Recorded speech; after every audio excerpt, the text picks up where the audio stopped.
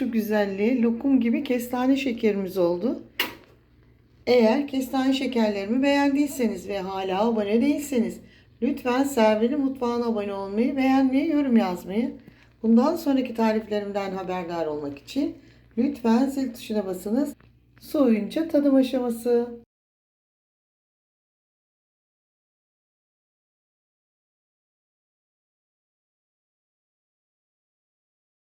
Merhaba arkadaşlar. Server'in mutfağına hoş geldiniz. 1 kilo kestanem var. Orta boy. Şimdi kestanelerimi güzelce yıkadım ve 1 saat soğuk suda beklettim. Şimdi çizme işlemini size gösteriyorum. Şu şekilde dip ve uç. Daha sonra bıçağın ucuyla çiziyoruz şu şekilde. Yani böyle değil de arkadaşlar şöyle ortalama yapıyoruz. Bakınız. Bu şekilde kestanelerimizi çiziyoruz. Kaynayan suyumuza kestanelerimizi bırakıyoruz.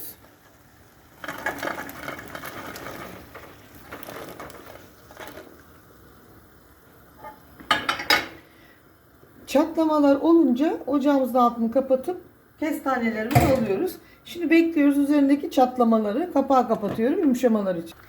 Şu çatlak olduktan sonra ocağımızın altını kapatıyoruz.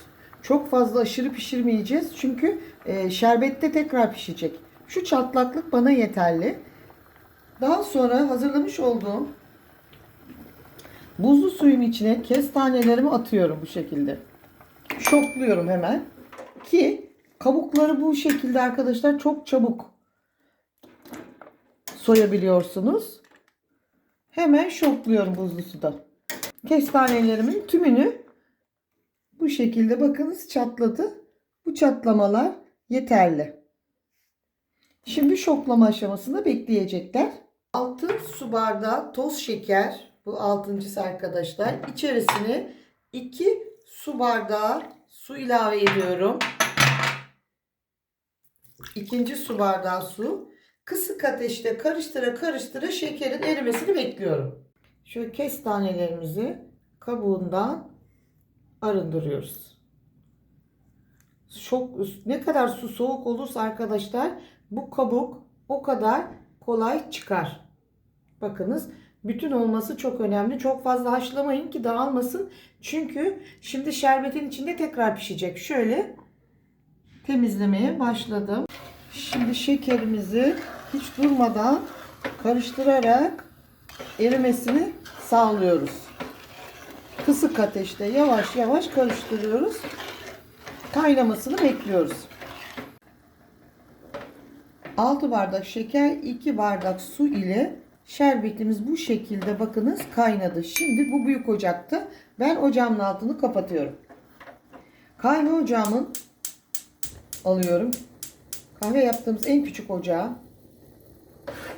Ve burada şerbetimizin 15 dakika kaynamasını bekliyoruz.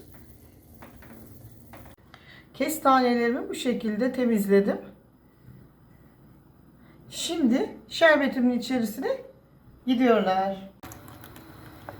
Şerbetimin kıvamı bu şekilde arkadaşlar. Yoğunlaştı. Kısık ateşte bir 15 dakika pişirdim. Bu şekilde yoğunlaştıktan sonra içerisine taze sıkılmış 2 yemek kaşığı limon suyu ilave ediyorum. Bir taşım kaynadıktan sonra kestanelerimi içerisine bırakacağım.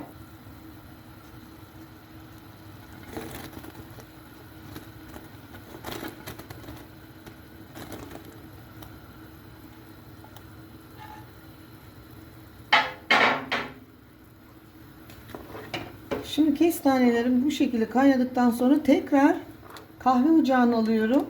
Kahve ocağında yavaş yavaş böyle kontrollü bir şekilde arkadaşlar pişireceğim. Fakat kahve ocağında. Şimdi size gösteriyorum. Bakın. Böyle mum ışığı gibi. Mum ışığı gibi şu şekilde demlenecekler. Demlene demlene. Arkadaşlar aslında kestane şekeri ile kestane reçeli aynı şey. İkisinin de yapılan işlem aynı şekilde. Sulu bırakırsanız biraz reçel, suyunu iyice çektirip de yok edene kadar pişirirseniz kestane şekeri olur. Şimdi arkadaşlar 5 dakika oldu. Kestanelerimiz şerbetle buluşması. Bu şekilde köpükleri oluşuyor üzerinde. Bunları mutlaka alıyoruz, bu köpüklerini. Şöyle dikkatlice bakınız. Bu köpükler reçelimizi, kestane şekerimizi bozar. Bu şekilde bütün köpüklerini alıyoruz. Şimdi arkadaşlar bakınız, kıvam bu. 20 dakika kaynattım. Suyu var. Şimdi bu reçel kıvamında. Eğer kestane reçeli isterseniz bu kıvamı size gösteriyorum arkadaşlar. Buyurun. Kestane şekeri yapmak istiyorsanız eğer şu suyunu ben bir 20 dakika daha çektiriyorum. Kestane şekeri yapacağım. Daha sonra da kestane şekeriyle yılbaşı pastam olacak, ikinci video. Bu birinci video arkadaşlar. Şimdi reçelimiz hazır. Böyle gösteriyorum arkadaşlar size.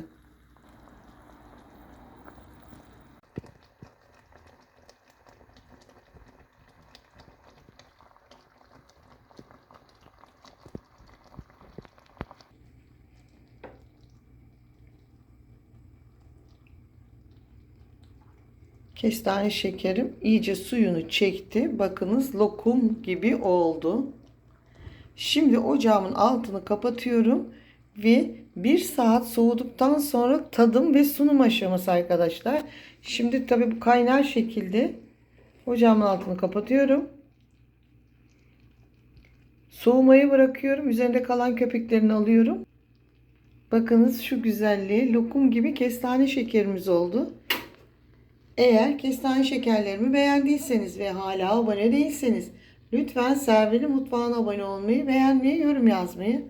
Bundan sonraki tariflerimden haberdar olmak için lütfen zil tuşuna basınız. Hoşça kalın, sağlıkla kalın, mutlu kalın. Soğuyunca tadım aşaması. Kestane şekerim pişti. Ocağımın altını kapadım. Şimdi 1 saat soğumasını bekliyorum. Sunum ve tadım aşaması. Evet arkadaşlar, kestane şekerlerimi servis tabağına aldım.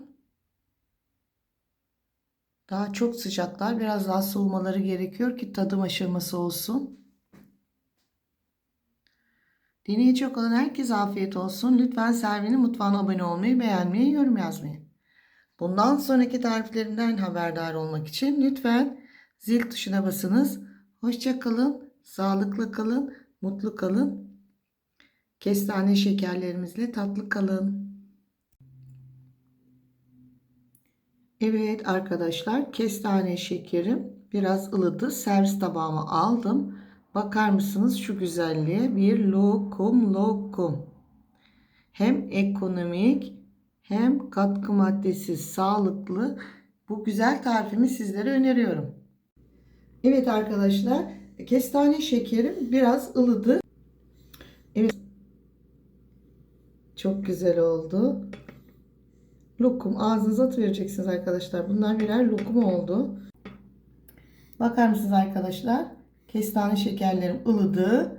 Birer lokum oldular. Şöyle göstereyim. Şimdi iç dokusunu sizin için göstermek istiyorum arkadaşlar. Buyurun. Şerbetini ne kadar güzel çektiğini görüyor musunuz?